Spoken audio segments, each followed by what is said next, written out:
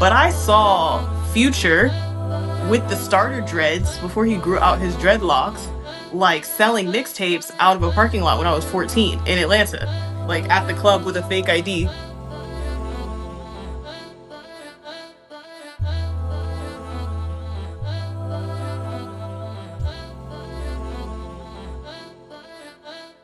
Hey, hello, and welcome back to Sòrò, sókè. This is a podcast where we aim to learn, understand, and demystify life in Africa and Africans' life. This episode today, honestly, is very special. I know I say this like in all the different episodes that I've had so far, but I'm very, very honored and have such high I look up to this person, really, honestly. But literally, just I wanted to give a quick intro before my guest gives their own. Just from my own perspective, I usually don't do this, but honestly, like I remember going through university, and I remember listening to three things. Right, I remember listening to this BBC podcast on like the missing cryptocurrency lady, which was really interesting actually. And then I remember listening to this podcast which was talking about like COVID-19 and how it's like it was in China at that time, the beginning of COVID-19. And then lastly, most importantly, I remember listening to my guest podcast, which is called Ask VIV. And literally, I remember putting my headphones on, being in the train, going into class, just listening to her voice was super soothing, super insightful, super intelligent. And I just thought, literally, I just remember this vividly, having my headphones in and walking into class and then going, oh, to my friend, oh, have you listened to this podcast? It's really good. But yeah, this is back in 2018. So honestly, that's a long time I've been admiring. So I'll stop talking. I'll allow her to introduce herself. That was so incredibly generous. So my name is Bianca Vivion. What is my current occupation title? So I'm an artist. I always start with that. I began as a writer. Then I moved into radio, and then I moved from radio into journalism. I was a New York Times opinion writer for 5 years. Then I moved into television, created a talk show called Generational Anxiety, where we took iconic voices, from the past and put them with like artists of the future and of the present and talked about the state of art and culture. And then from there moved just into now, like kind of finding my new way. Always thinking about you know my voice in the world and kind of how I can just not add to the noise but really say something. And I think there's a lot of noise going on right now, and so right now I think I'm more observer witness is my current occupation, like, but I'm super honored to be here today, and I'm really really excited to get into this conversation. Fantastic. Okay, so today's episode, we're going to delve into understanding the life of being kind of like an African American. So I kind of came up with this idea on this podcast because I think there's a lot of stereotypes and maybe misconceptions on being African American, and I think it's really kind of like a big percentage of the diaspora. And I wanted to kind of understand what life is like. So Bianca's actually lives in New York, if I'm correct. So she's African American. And so I thought this is perfect. So my first question is, what does it mean to be African American? And I mean this socially, historically, politically, literally, physically. What does it mean to be African American to you? Oof, what does it mean to be African American? I think what people fail to understand, let me start with the misconception, is like African American is a completely independent culture in and of itself, right? When you think about how long it takes to form a culture, our culture is about 300 odd years old. That is a decent amount of time, and I think because America is so young, America's like 246 years old, 247 years old, people think like America is such a new concept. So you're thinking so much of it is immigrant populations. Oh, we came from Ireland. Oh, but African Americans have been in the land of America long enough to be considered an actual culture. It's just that the way that the kind of historical narrative of it has formulated, it's that we have no culture, or that we're so removed from our roots in Africa, primarily West Africa, that we are sort of longing for this alternative culture. And so people consider us a non culture, if that makes sense. They think, like, you say African American, and it's like we are experiences, or we are the culture, or we are this super hyper visible global image of rap or entertainment, or certain styles of clothing that are only as old as, let's say, the 90s. And they'll think, oh, that's the culture, that's the non-culture. And I think because of that, our culture is very emulated and circulated in a way that people think, oh, I'm going to take a little bit of my culture, right? Like, I'm going to be Japanese and then I can just be black on top of that. Oh, I'm going to be Indian and then I'm just going to be black on top of that. And so they think that we have a non-culture, but truthfully, we have a cuisine.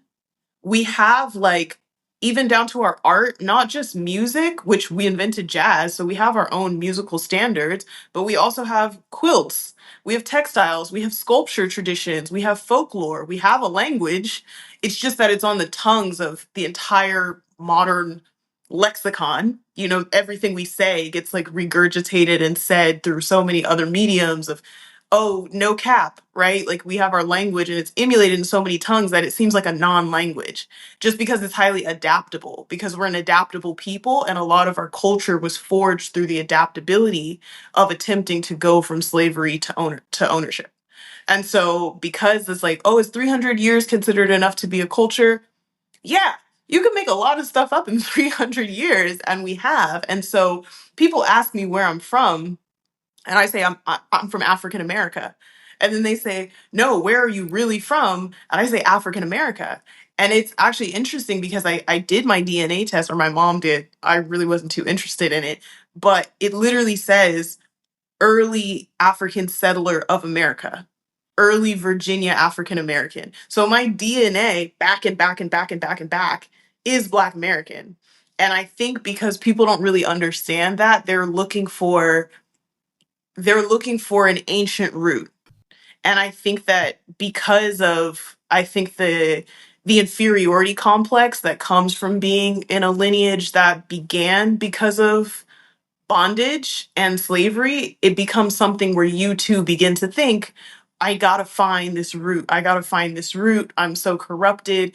I have a non-culture. I have to go back. I have to find my place. But I've been to the continent. I've been to Ghana, I've been to Liberia, and it's not there. Like, it's not there. And I mean, I love that culture. There's kinship, definitely. There are things that are so undeniably African about us, in the way that we dance, in the way that we talk, in the way that we're raised in certain matriarchal cultures, like cultural aspects of being African American, that are so undeniably African, it's funny. And it's that you don't have to be a genius to draw those lines across the map. You could literally just go into a Nigerian household and be like, oh yeah, I recognize this. Like, this is something that is a kinship. So it's not separate and it's not distinct, but it is kind of a river that flowed from one place to, like, the sea took us and we landed in this new land, but we are of the land. We have that tie. And a lot of Black people, a lot of people globally don't know that Black people still have very much a tie to the indigenous land of America. I have friends that are from the Carolinas in the South who own farmland that their families have owned since slavery and beforehand. Like, have farmed and owned and have horses and have that connection to the land that you would need to be considered an indigenous people. So that's, for me, what it means to be African American is to be of African America, meaning born of the land. We are what James Baldwin and Richard Wright referred to as native sons. We're native sons and daughters of this land called America. So why would you not just refer to yourself as being American? Like, when people ask you, do you feel like you have to put the African bit even though you are off the land? The thing is that because our society was built through racial distinction, right? It's actually not different. People think it's extremely unique to America, but if you're in India, you're not considered an Indian. Nobody in India is going to be like, oh, I'm Indian. Because India has become and is basically a Hindu nationalist state, you're Brahmin. You're of that caste. You're a Brahmin, or you're an untouchable, or these other caste distinctions that are built into their ethnic system, a lot of times coded by skin color as well, as the darker skinned people tend to be of lower caste. You do the math on that one. Like, there are all types of societies that are actually built through these caste and through these kind of distinctions. I think, again, African Americans, we are a relatively small group of people. I think currently there's probably like 13 million of us. We're actually a very, very small population, but we are such outsized figures in terms of impact and visibility on global culture. Like, every single sport, every single movie, every single, like, we are the face of empire in a lot of ways. And so because of that, people are just like, oh, why can't you just be American? It's like, because the way that America was built was through a caste system of racial segregation that existed into my parents' lifetime. My mother was born in 1960. Jim Crow was not abolished until 1968. My mother was a living, sentient human being when she could even go into a white bathroom. And even then she couldn't, because it was much, much, much longer after that when it was actually allowed that we were able to experience integration. The law of integration, the law of the land, was instituted in the late 60s. When it became something, there are still towns that you really can't go into as a Black person, and there are a lot of social clubs, there's a lot of dining clubs at elite universities that you're still not truly allowed in as a Black person. So we didn't decide to be African American. We were casted into Black versus white. It was the law of legal separation. We were not allowed to marry or procreate consensually with with white people or other races. And so it wasn't, I think people think that it's a distinction that because we have found pride in it, in being natives of the land in our own culture, that we somehow had a hand in creating it. It wasn't. It was just the hand that we were dealt. It's the reality of it in a lot of ways. No more than someone chooses to be Brahmin, did we choose to be African American. And I think it's also interesting because you could probably speak to this, and I would love if you did, but in Nigeria, you're not really Nigerian, right? Like, you're not. Like, Nigerian is something that you became when you left Nigeria for the purposes of kind of convenience and a historical narrative of globalism. It's how you fit into the global historical picture. But truthfully, if anybody asked you where you were from in Nigeria, you would never be like, I'm Nigerian. That's tribal, yeah. So you'll usually be like, I'm Yoruba, Igbo. You would say you're different tribe rather than like, yeah. I do completely understand that. I think it's also like part of our identity, even though we are in this one country. You do identify yourself with your tribe specifically. But to kind of like go a little bit deeper into it, like what is life like? I think you've mentioned that African American has such a presence in media, in a lot of stuff, sports, media, a lot, right? So how much of that, of what we see in the media is true? How much is just a stereotype? So for example, you live in New York. What is life like? Yeah, Perspective of are America. we living Yeah. like the movies? Yeah, Yeah. yeah, we are. Like, we are living like the movies, and that's a big problem, to be honest. It's a problem and it's a privilege. Like, there's a really beautiful Lucille Clifton, who's one of my favorite African American poets. Toni Morrison was a huge fan of hers, and she has a poem that says "Come home from the movies," and she says, like, "Come home from the dance, boys and girls. We know you know how to dance, now walk like men." And I think that a lot of African Americans, to get through our day to day, when you are so diminished by the social structure of white supremacist racism, I mean, we just saw last week a black man was shot down in the subway, like shot in the head as an innocent bystander in the subway, and then somebody else was shot for fare evasion, and it was really just because they were black. You know, when you're constantly being gunned at like that and are around the spectacle of violence, you are living in a movie. It is cops and robbers. You are this kind of larger than life character, like, am I gonna make it, who's gonna go and get me?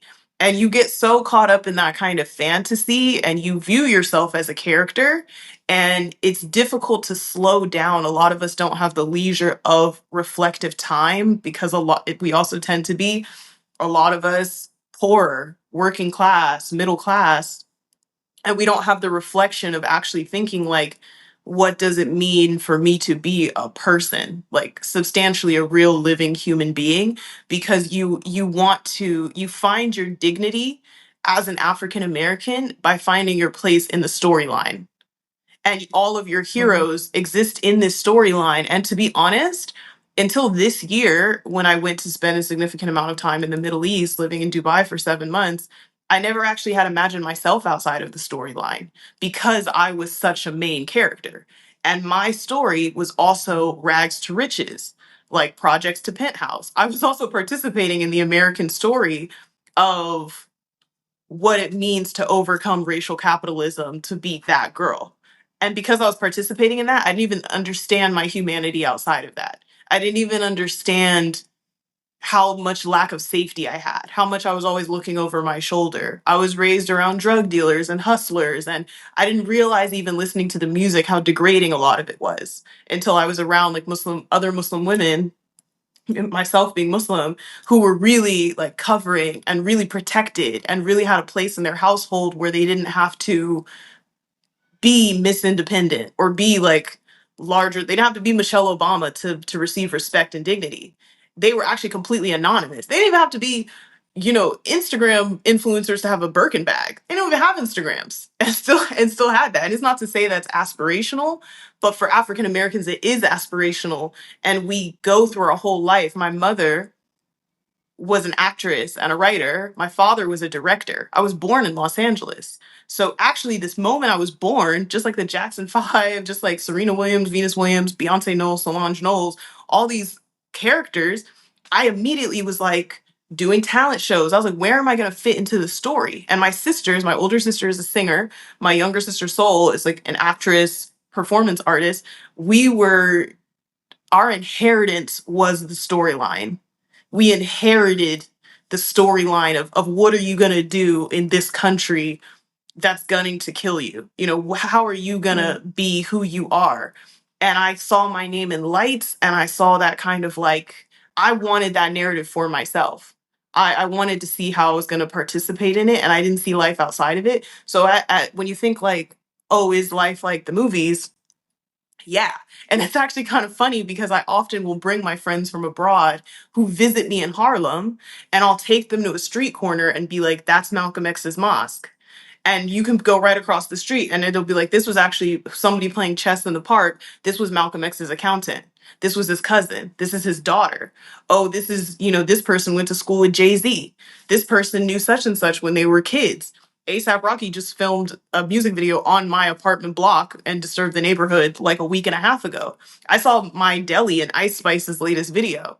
And I'm just like, these are not, this is real life for us, for better or for worse. And so what you see are people who have no longer fathomed a life outside of that storyline, and they know because now you can actually make millions of dollars doing it, whereas before you really just did it to get along in your day to day. Because mind you, this is not like something new that was born out of like the birth of hip hop. My grandmother Vivian, who I'm named after, she would have parties in Chicago where the whole neighborhood would come, and she would write poetry and recite poetry, spoken word, to just basement full of people cooking chicken, watching, the game and betting. And that was her freedom. That was her day off. Like, she ran a taxi service, and then at night she'd have these wild parties. and she'd be singing and she'd be, jazzing it up. My grandfather on my mother's side, Charles Shaw, was a jazz musician, played with Coltrane, played with Miles Davis. He's in the Smithsonian Museum for jazz. Didn't even have a 10th grade education, but was participating in the historical creation of jazz. And so it is very real to us. Like I said, we're a very small people. So I was around. I went to the opposing high school in Atlanta that Drewski went to, like the comedian. Grew up around Drewski. I grew up around the Migos. I saw, I'm not super proud of this, but I saw Future with the starter dreads before he grew out his dreadlocks, like selling mixtapes out of a parking lot when I was 14 in Atlanta, like at the club with a fake ID. Sorry, at the club with a fake ID with my homegirls. They weren't even IDing us, so it really didn't matter. 14, 16 years old, but this is Future. This is Future. It's like this is the level of proximity we have with these things. But that story that you see of possibility, it's only one part of the story. Prison, addiction, hypersexualization, we live that too. I lived that too. And so now I think for me, my responsibility to my culture is to begin to think of other modalities of humanity outside of the show. And I think for me, the refuge has been Islam, that has a lot of strong roots in African America, but we have to make a return to those roots in order to conceive of a humanity that you don't have to perform for, or we want to be people, not personalities, is what I'm saying.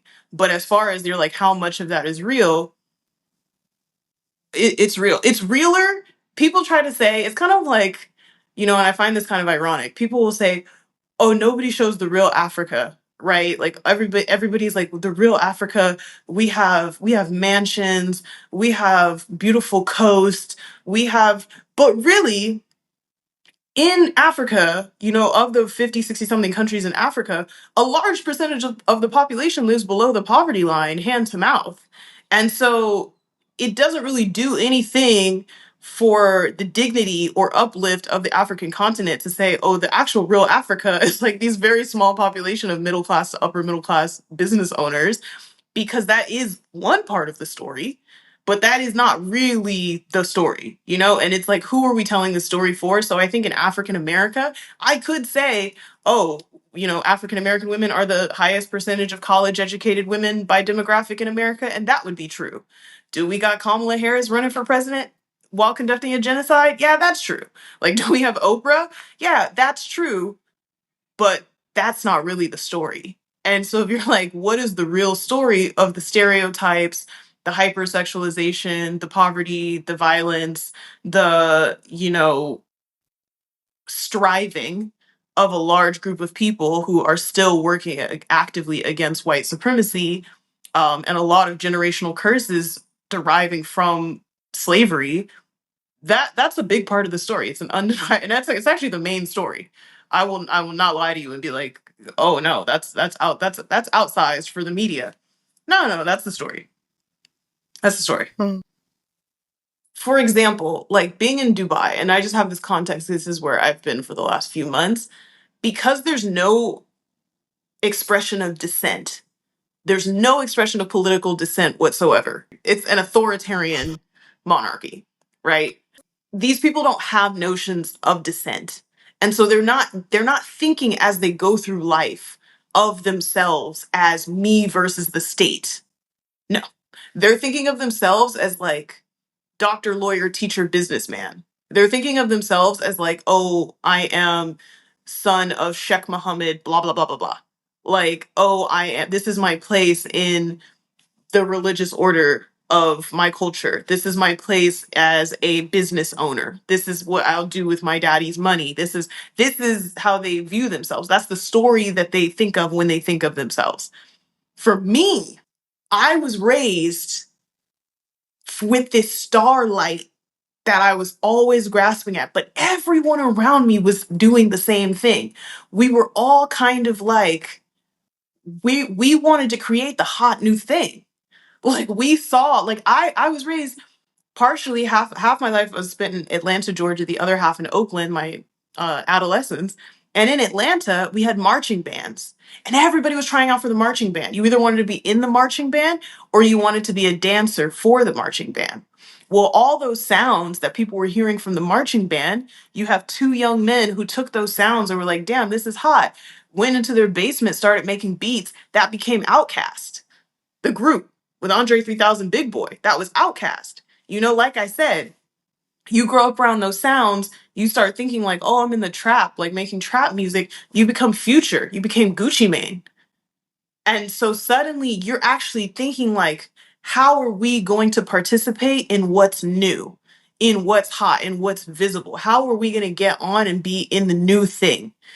Like, who's going to take it now? The West Coast has this sound, the East Coast has that sound. Like, we wanted to be in the story of African America, and we were taught that it was our responsibility to continue the legacy of the things we were participating in. And that's how even in the upper echelon and the college educated group of African America, you have sororities and fraternities that are historically Black sororities or fraternity culture. Alpha Kappa Alpha, which Coretta Scott King, Martin Luther King Jr.'s wife, was an Alpha Kappa Alpha. Nikki Giovanni was a Delta. You have like Kamala Harris is an Alpha Kappa Alpha. You're actually thinking, it's not, what I'm trying to say is that Kamala Harris deciding that she wanted to be a politician and eventually run for president is not separate from her being in a historically Black sorority when she's at Spelman. You're actually, the whole time that you were in these Black institutions, you are being asked how you are going to participate in the project of racial uplift or how you're going to make a name for your community or your family by participating in the story of African America. So you're not just ever playing basketball at school. You're always playing basketball to be LeBron James. You're always playing basketball to be Michael Jordan. The issue with thinking of yourself like that is, one, a lot of times the talent and discipline is just not there. A million people want it, and you're not going to be LeBron James. You're not going to be Michael Jordan. And there's no social safety net or emphasis on education to catch the people that are not going to become that. Ice Spice, you're looking at all these girls with this seemingly, they've sexualized their way into this level of success. So you're thinking of, how can I just become a character? You're not actually thinking of your real capabilities, your life, the amount of compromise that that life takes, how actually inherently violent it is. You're not thinking about the fact that you're going to be with some creepy dude every night that you have to text to be like, hey, sweetie, come in. Like, this is the reality. I'm painting you a picture because this is what I grew up with. Like, this is what Islam freed me from, but this really was like sexualization from the age of 12 on. And these girls are thinking, oh, if I could just get a scheme together.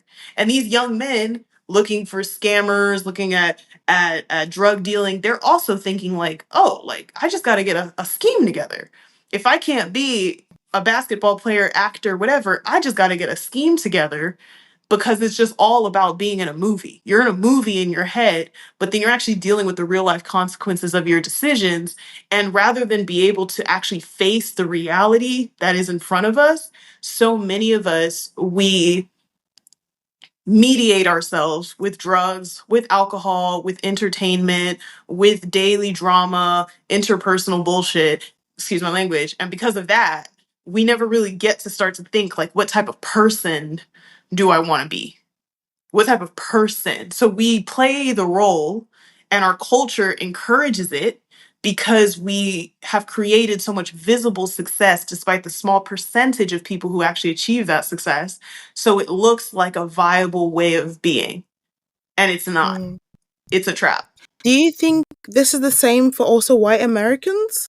Or do you think this is specifically for African Americans? No, like, white Americans have stolen generational wealth. Like, mind you, a lot of this like scheme is trying to go, like I said, the story of God's people anywhere in the gospel, in the Torah, in the Quran, is the story of going from servitude to ownership. The prophet, a merchant, turned prophet, peace be upon him. Like Abraham, same thing. David, same thing. Yusuf, same thing. All of it goes from the pit to the palace. So because we are such a spiritual people, we're a deeply religious people. Like, we're spiritual, and a lot of our artistic traditions, a lot of our daily language, we have God on our tongue at all times. Like you're always evoking God in the daily African American vernacular. And a lot of our bigger historical figures like Malcolm X or Martin Luther King Jr. are talking about a promised land. So we're all individually trying to conceive of how we're going to achieve that promised land. But the issue is that the current age of African Americans have wants to achieve that promised land absent God. Absent God. And to do that, you're going to have to scheme. Are white Americans concerned with that same trajectory of servitude to ownership? No, because they were the owners. So instead, they're wondering how can we maintain ownership? W.E.B. Du Bois said, what is whiteness but the desire to own the earth forever and ever? That's their culture. That's very different. It's not the same. Okay. Is there a connection, you think, between being African and African American? Like I said, this is, I think the problem, the problem of modern discourse, of modern cultural discourse, is thinking that there are things that are objective historical facts that then people decide that they can make a decision about, right? So, like, for example, when I come to Dubai, like when I'm in the Middle East, people will not believe I'm African. They refuse. I've had literally outright African women from Cameroon, from Uganda being like, you're not African, you're not black. And I'm like, what am I? Right? And they think because they say so that I'm not African. Like I don't get to be African because they say so. But the funny thing about that is it's not up to me and it's not really up to them, is it? It's just like these are not actual choices. Whether or not you allow me to be the in group or you allow to signify. When I was at Columbia University, it was the same. Black Americans were not really welcome in the African Students Association. They would have Sudanese girls, Somali girls, Eritrean girls who are actually genetically further away from Nigerians, Cameroonians, Liberians, Malians, and they'd be like, oh, this is African. But you, as a Black American, you're not African. You're removed from that experience. What the historical, for me as a thinker, I'm always curious about the history. I'm not really worried so much about the social dynamic of who's going to deny me my heritage on a day-to-day basis. I'm more thinking like, when did this come about? This came about because when these people enter into the context of America, there is a scarcity mentality that exists under racial capitalism that says that there's a very finite amount of resources. Suddenly, you've been able to be Yoruba your whole life, and that has a very long-standing history and an independent dignity. But then you come to America and you're treated like a nigga. And instead of wondering what the social forces are that have imposed upon you that terrible experience, instead you want to be mad at me as a Black American. Why? Because the people that are actually the puppeteers creating that system of difference, of separation, and denigration are nowhere to be found because they don't live in your neighborhood.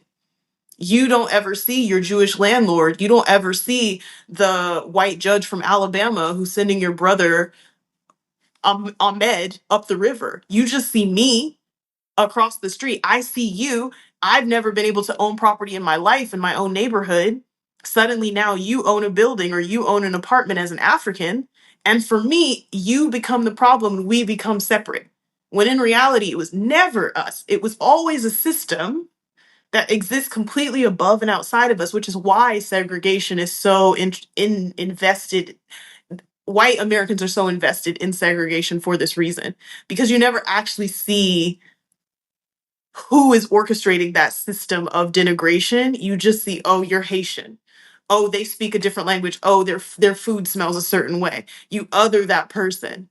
And so you see that divide because actually, before there was a large influx of African immigrants into America in like the late 90s, early 2000s, there was a huge Pan-Africanist movement. Huge. You can't talk about the Black Panthers or Marcus Garvey or James Baldwin with Aimé Césaire from Senegal, became the president of Senegal, created a movement, Les Negritudes, the Negro attitude, went to Paris, had a huge writers' convention in the late 1950s to talk about the state of global Blackness, to talk about what it meant to be liberated from the mind of colonialism and American white supremacy, to live in the dignity of a global Black face. And everyone said, we're different cultures, but we have this unified face of Blackness, comes in all these different shades, but it's an experience that we can all speak to.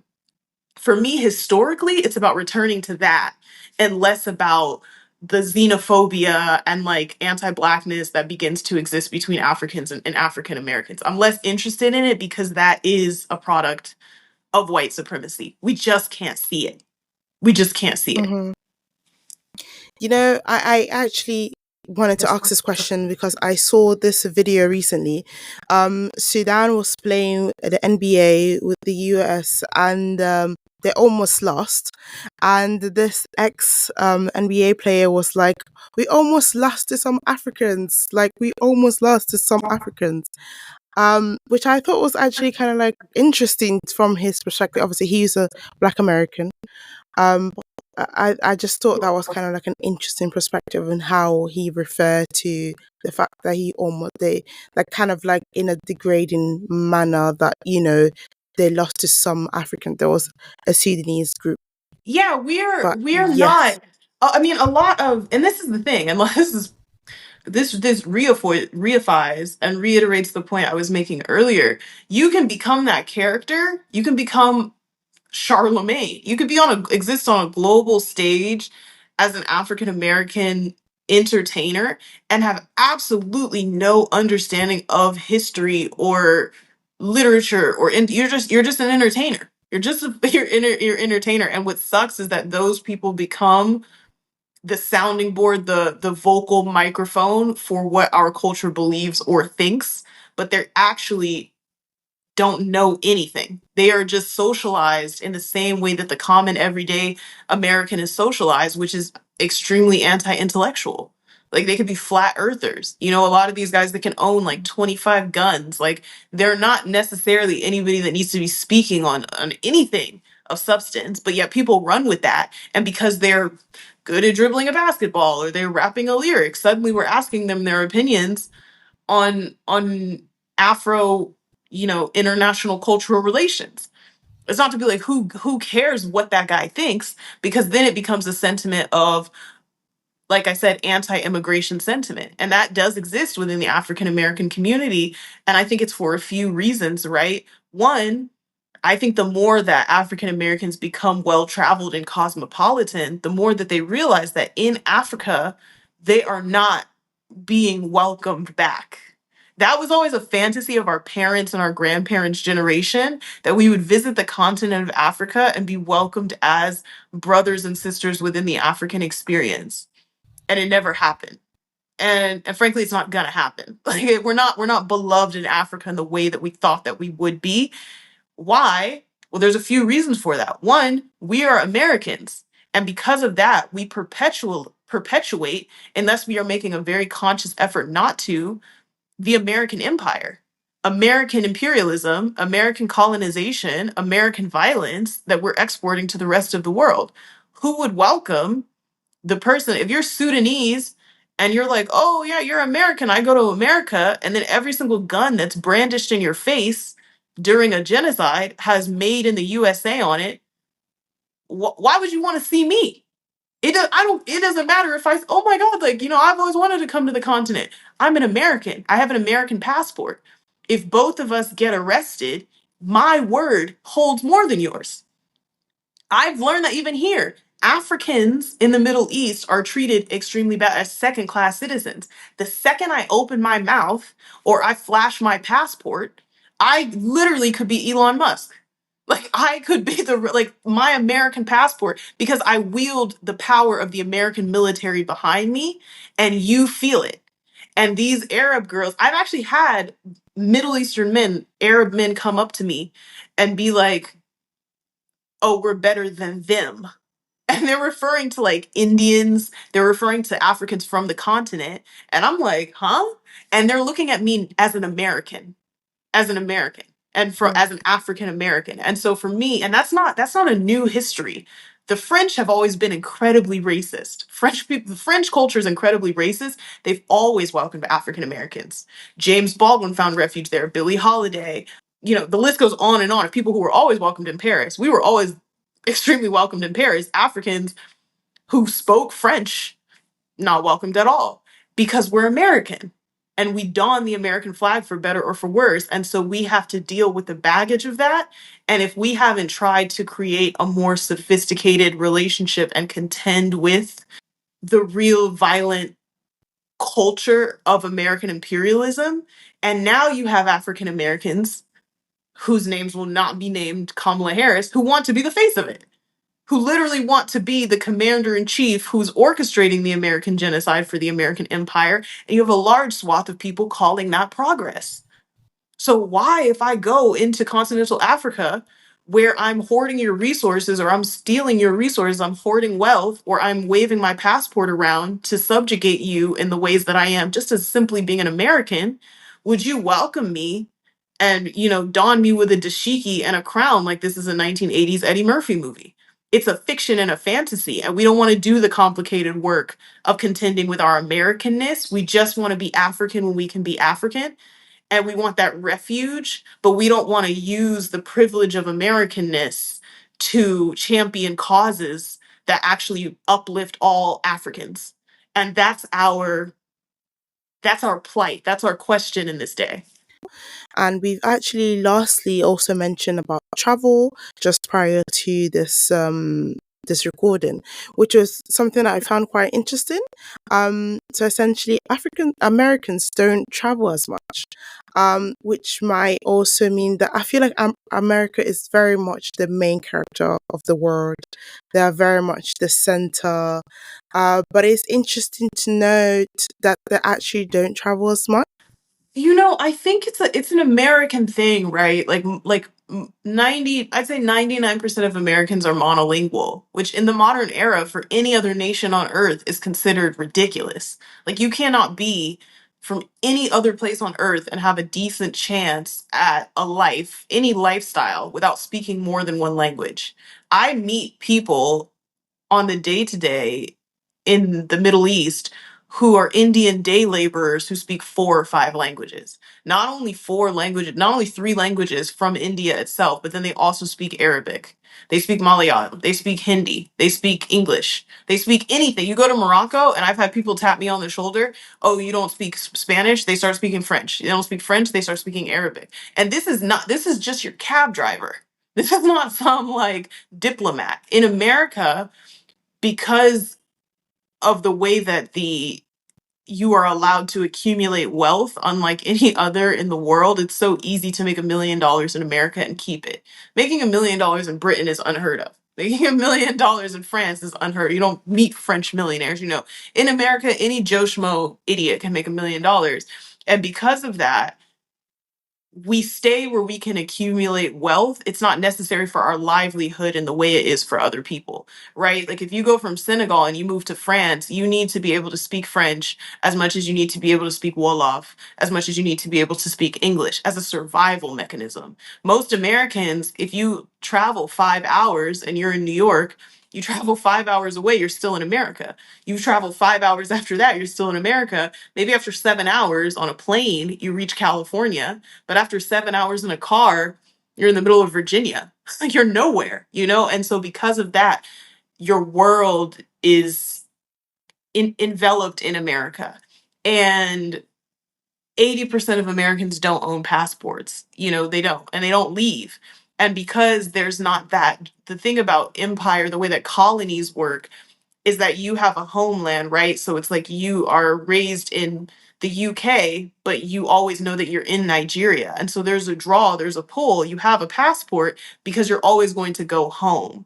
But in America, going home is like going from New York to go back home to Louisiana or to go to Philadelphia or wherever else you came from in America. So even though we have an outsized impact on international relations, Americans are very closed off. And the way that American media works, you actually wouldn't believe. The brainwashing that goes on on American television channels, you think that you are influenced by a concept of America. Nobody is more influenced by the concept and idea of America than Americans themselves. If Americans watched the news elsewhere of how they report on what's happening in America, they would be completely shell shocked by the differences in the narrative of what's going on. And I've seen a lot of people fall to that, good, well meaning people who are like, oh my God, Islamic terrorism. Oh my God, like, the immigrants are coming. These aren't things that they're trying to actively, be malicious. They are just in a world that's so American, a corporation that they are constantly imbued with. They really can't see beyond it. And so I think, as far as Black Americans go, this is something that's just Americans in general. When they travel, they're not looking for cultural immersion as much as they're looking for the exact same comforts that they experienced in America with a more interesting exotic backdrop. So it's like, I'll go to Jamaica, but I'm not going to Red Hill, Jamaica. I'm not going to Kingston. I'm going to Montego Bay, where I'm going to be served, this such and such cocktail on a beach. I don't really give a damn about Bob Marley's house. I think, as far as finding well traveled people in this day and age, people who are really like, take me out my way, I want to see the real. In general, in the world, it's not a big thing. Like, people want to go to Mm. Bali, they don't want to see 10-foot dragonflies. They don't. They want to see whatever the hell, massive swing set through the rainforest. They want a safe, secular experience that's not going to touch their worldview too much. And because of, like, we kind of spy on the rest of the world. We kind of voyeur the rest of the world for our purposes, but we're not really interested in being anything other than American. Like, I Yeah. think our real curiosity towards one another's humanity, the only way that that has actually been cultivated and really begun to be achieved in the last 15 years is because of social media. It's because Mm. Gen Z is actually genuinely curious about the daily realities of their counterparts because they don't feel akin to their nationalistic identity. I did an interview with a really brilliant young climate activist from Mexico a few years back, and she said, she's a few years younger than me, quite a few, I think born in 2003 or something like that. And she said, social media is my country. And for her, the reality of how she's raised, her friendships, her cultural, lingua franca, how she talks, her lexicon, everything, her understanding has been developed through a phone. And so for her, there's not a grand difference between being Mexican and being Palestinian. So when they see that these people are suffering, they feel that. They're not feeling like, oh my God, I'm an American, or oh, I'm a Mexican. They're actually thinking like, these are my people, because we're on a phone and these are my people. And so what has done more for the actual cultural immersive empathy and the deeper humanity of really understanding experiences of people beyond your borders is not vacation, and it's not safari tours. It's people like you making podcasts like this to really go in depth on real human relatable experiences, and for people like me on the other side to listen and say, damn, I feel that. I never knew that you were listening to my podcast in the UK. I remember the first time I had a listener write me from Vietnam, I thought it was spam. I was like, what the hell are you listening to this for? I thought it was a bot. Because I said, what? But something in that, whatever translation, whatever version you're listening to, you are experiencing real bits of mutual humanity. And then the borders dissipate and you really do start to think like, how important is this capital C culture thing that they've made to be so important? And honestly, and I always have to bring it back to this is what is the teaching of Sunnah, right? This is the teaching of the Prophet, peace be upon him, that actually our greater humanity, custom should be something that we find pride in, our traditions, our individuality. But the thing that really binds us through God, like really, we were gifted culture by God to show interdependence among man, to find ways to rely on one another and survive in multiple kinds of terrain and eat different kinds of food. It was a gift. It was never meant to be this thing of separateness and division, because we all actually have the same fundamental basic needs. And that's now considered a very 90s mentality because everything has become extremely identitarian. But the reality of it is, if we really listen to one another, it would be inevitable, even if you were a Jewish Mexican in the hills of Guanajuato, you're listening to a Palestinian talk about her day to day life as a teenager, you would start to be like, oh, that's my homegirl. We're the same. That's my job now in this world that has become increasingly tribalistic. And to say, like, oh, what is the difference between being an African American and being an African?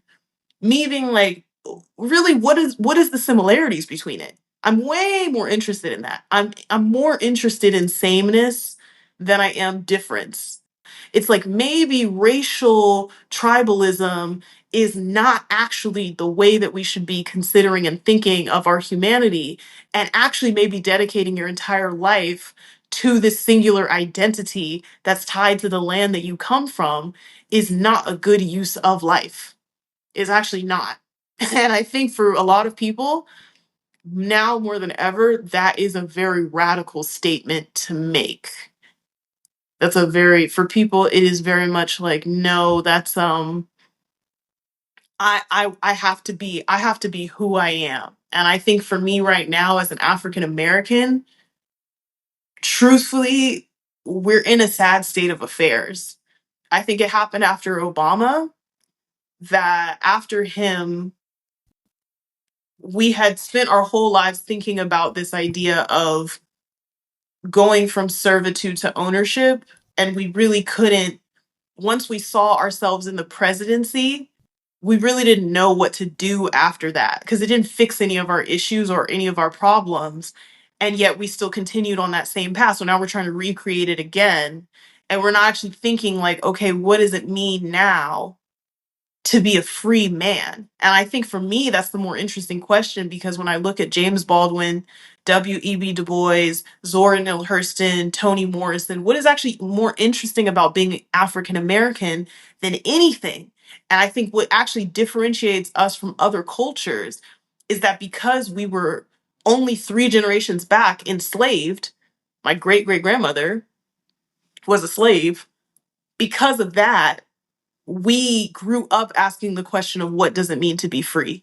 And the best of us, the best of what we produce as a culture in our music, in our literature, in our movies, is to think critically about that question. Do the Right Thing from Spike Lee. It's a question, right? What does it mean to be free? What does it mean to have a free day? What does it mean to be a free person? That's what's truly interesting about us. And any culture that begins to ask themselves that question produces just as interesting answers of what does it mean to be a free man. But when we cease to ask that question and instead ask the question that we're beginning to ask, that scares me a lot. What can I extract? What can I extract from you? What can I get as a woman? What can I get from a man? What can I get? How can I get over? What can I get? What can America give me? What can I get from my country? What can I get? Like it's a that gimme, my grandma would call it a gimme spirit. Like gimme spirit. That's what is beginning to become very pervasive in African American culture. And it loses that sense of freedom. Yeah. No, thank you so much for that. Just to round up, I always like to ask, like, what are some action points? What are some things that you would like the listener to take home, to take an action upon? Hmm. I think what I began with, and you know what the thing is, I never know who the listener is, as crazy as this is. So instead of answering as like, what would I tell the listeners? I'll tell you this, right? This is incredibly important. What you're doing here is incredibly important. It's not of no consequence. It doesn't matter if 5 people listen to it, it doesn't matter if 15 million people listen to it. You respecting your own voice enough to create independent media and to think about life in a critical fashion from a lens of your own experiences is incredibly important.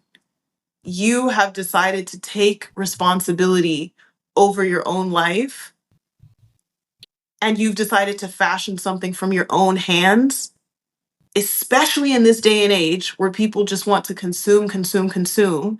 And when they do produce, it's not from a thoughtful mechanism, it's just to regurgitate whatever they've just consumed. To have somebody who's willing to sit and meditate is incredibly important. You need to know that. I think what I find sad is that people who do that don't think it's so important. They actually think it is of very little consequence, or they think of it as a personal hobby. I didn't actually think when I began my work with Ask Viv that it was important. But actually, it really looks like what we're doing here. And for you to have the audacity, the courage, the patience to do that when you're not being solicited to or paid to, which seems to be the validation that you get. It's like, oh, if I could get paid from, no, you're doing it because something inside you says it needs to be done. It's incredibly important. It's incredibly important. And I say that not from a pedestal to commend you as if I'm the judgment to say what's important is and is not. I say it from a historical witness, from an observational perspective, as someone who now, like I said from the beginning, relies on interviews like this from the 1970s, from the 60s, to get perspective on what's happening now. Independent voices like yours are the actual ones that sustain through time. And I think, in short, that was a very long-winded way of saying, if I could tell people anything, take your own voice very seriously. Take your own voice so seriously. Record your voice on a voice memo and listen to yourself back. And even if you think it's incredibly cringe, which I did always think that about my voice, even if you think this is not soothing, this is not interesting, even if you're just talking about what happened with your day, learn to respect your own voice, because we've never been so inundated with other people's voices. I could start a slang word tomorrow. I could say the word demure and suddenly a billion people are saying it, have no clue what they're saying. Like, that's how easily we have turned.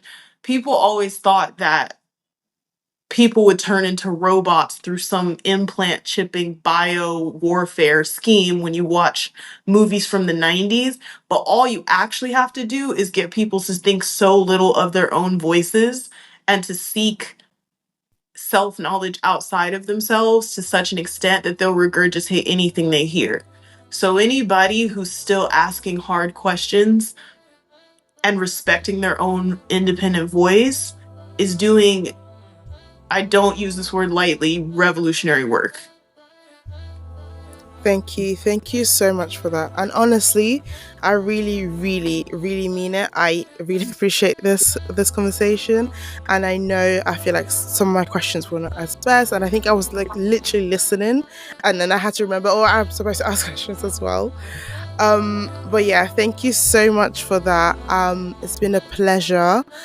And I will ask people, do you have anything else? I think I would say like tune in to listen to Ask Viv, really, really good podcast. And also, if you'd like to follow her on Instagram, if there's any links or things that you want me to put, I'll put it in the description below.